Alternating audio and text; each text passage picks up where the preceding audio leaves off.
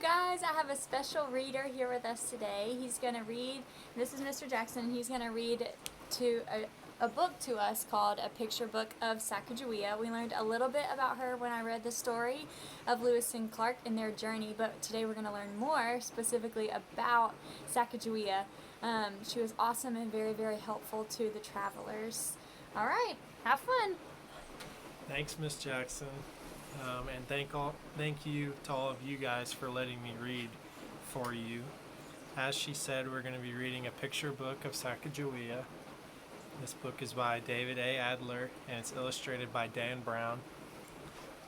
So without further ado, let's dive right in. Sacagawea was born in 1788 or 1789 in the western Rocky Mountains. She was a Native American, a Shoshone. The Shoshone lived in teepees. They moved to gather food as the seasons changed.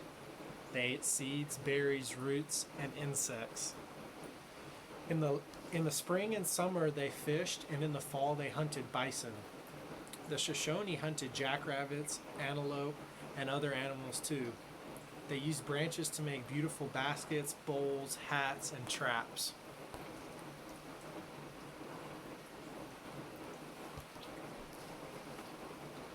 The Shoshone were a peaceful people, but they were surrounded by enemy tribes.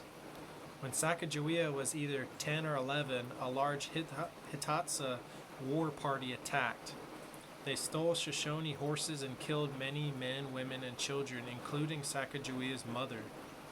Sacagawea ran. She was caught by a Hidatsa warrior and taken prisoner.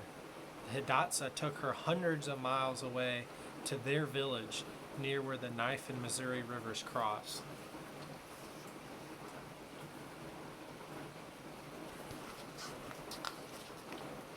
The Hidatsa were taller and lighter skinned than the Shoshone. They spoke a different language too. The Hidatsa didn't move around to gather food.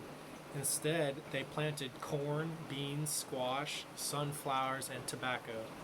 They lived in large, round, earthen houses, made pottery, and built boats to travel on the Missouri River. Sacagawea worked in the fields. She also helped dry the vegetables and store them for winter. Sacagawea lived and worked among the Hidatsa, but she was still their captive.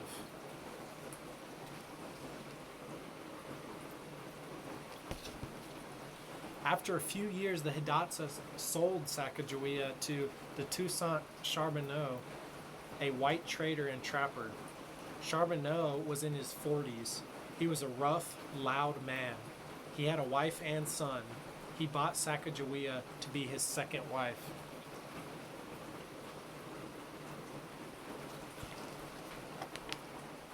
In 1804, two white explorers, Captains Meriwether Lewis and William Clark, and their corps of discovery of some 40 soldiers, frontiersmen, and boatmen were sent by President Thomas Jefferson to explore the Missouri River and find a route to the Pacific Ocean.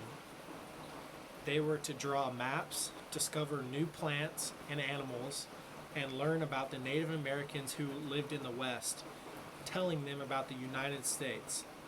On their way up the river, the Corps encountered several Native American tribes, including the Yankton Sioux, the Teton Sioux, and the Ricaras.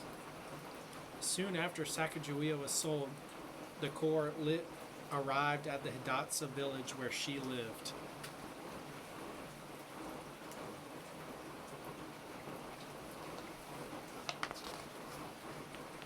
Lewis and Clark's arrival stirred quite a bit of attention. The Hidatsa had never seen a flat-bottomed keelboat like the one on the explorers traveled in, nor heard violin music, but York, Captain Clark's slave, was their greatest surprise. He was the first black man they had ever seen. Lewis and Clark met with the local chiefs. Then, they and their men prepared for the winter. They cut down trees and built a fort, Fort Mandan, with 8 small log cabins inside.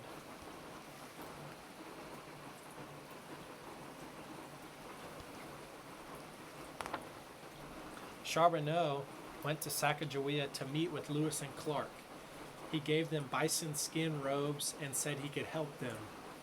While he couldn't speak all the languages of the different tribes Lewis and Clark would meet, he could talk to them using sign language. Charbonneau was hired as an interpreter. Because the group would pass through the Shoshone territory, Sacagawea would accompany them. Charbonneau and Sacagawea stayed in Fort Mandan with the explorers through the very cold winter. Sacagawea was pregnant.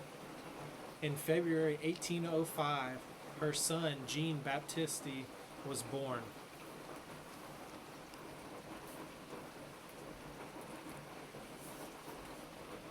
Here's their fort.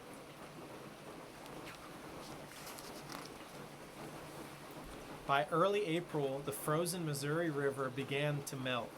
The explorers saw geese flying north. They sent the keel boat and some men back to St. Louis with reports for President Jefferson and 9 boxes of animal skins, plants, stuffed birds, and snakes.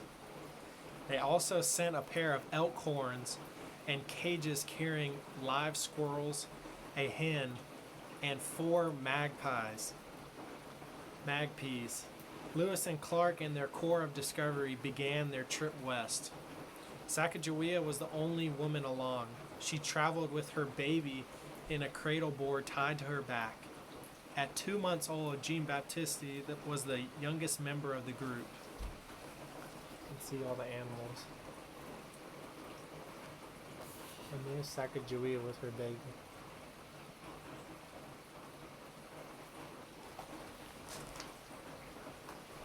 From the beginning, Sacagawea was an important member of the Lewis and Clark expedition.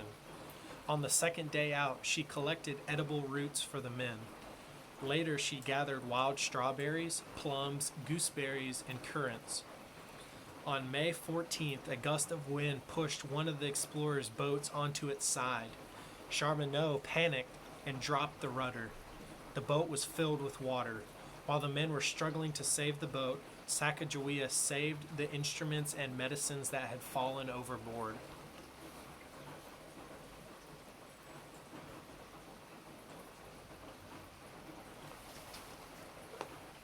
On August 12th, the group crossed the Continental Divide, the line of highland that separates the rivers flowing east to the Atlantic from those flowing west to the Pacific.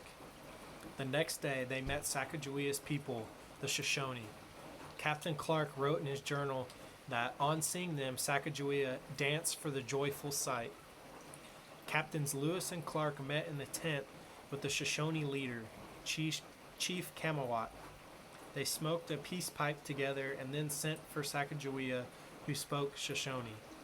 Sacagawea began to interpret. Then she looked at the chief and jumped up. She ran to the chief, hugged him, and cried.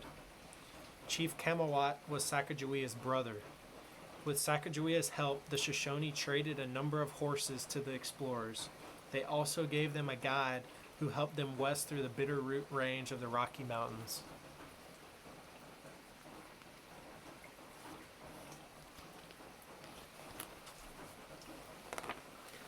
The explorers continued west, down the Columbia, Clearwater, and Snake Rivers. It was a difficult journey. They encountered grizzly bears and rattlesnakes. At times they were so cold, one of the men wrote in his journal that our moccasins froze.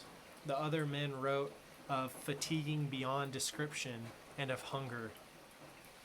The men were growing weak and losing their flesh very fast. We are obliged to kill a second colt for our supper. Along the way, the explorers met many other tribes. Clark wrote in his journal that seeing Sacagawea convinced these people are of friendly intentions, because among them no woman ever accompanied a war party, and surely not a woman with her baby.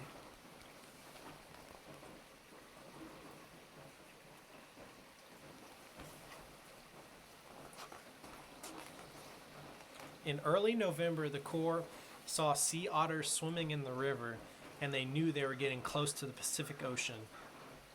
Then they heard the roar of the waves, and Captain Clark wrote in his journal, "Ocean in view, oh, the joy." for Sacagawea seeing what she called the Great Waters and the remains of a beached whale, which she called a monstrous fish, were highlights of the trip. It was late in the year. Snow and ice blocked their way back, so at the edge of the Pacific Ocean, they built Fort Clatsop.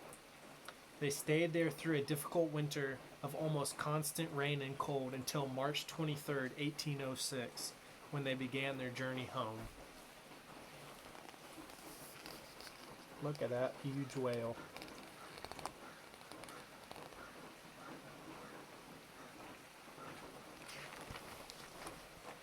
In August, the explorers reached Fort Mandan. This was the end of the journey for Sacagawea, Charbonneau, and Jean-Baptiste. In September, Captains Lewis and Clark reached St. Louis. They brought back maps and information about the geography, animals, and resources of the region. They also had made peaceful contact with many Native American tribes.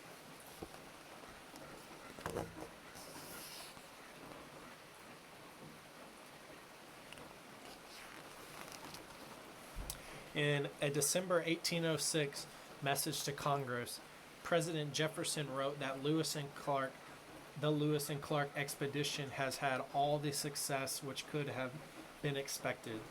Lewis and Clark and their brave companions have by this arduous service deserved well of their country. Little is known of Sacagawea after the expedition. Some historians believe that she died of a putrid fever. Some years later, on December 20th, 1812, others say she returned to the Shoshone people and died among them more than 70 years later, on April 9th, 1884. But whatever her later history, during her 17 months as part of the Lewis and Clark expedition, she helped assure the success of the journey and opened up the continent to the people of the United States. A river in Montana, lakes in Washington and North Dakota, and mountains in Montana, Wyoming, Oregon, and Idaho have been named for her. There are numerous statues and markers across the United States, and now a dollar coin to honor her.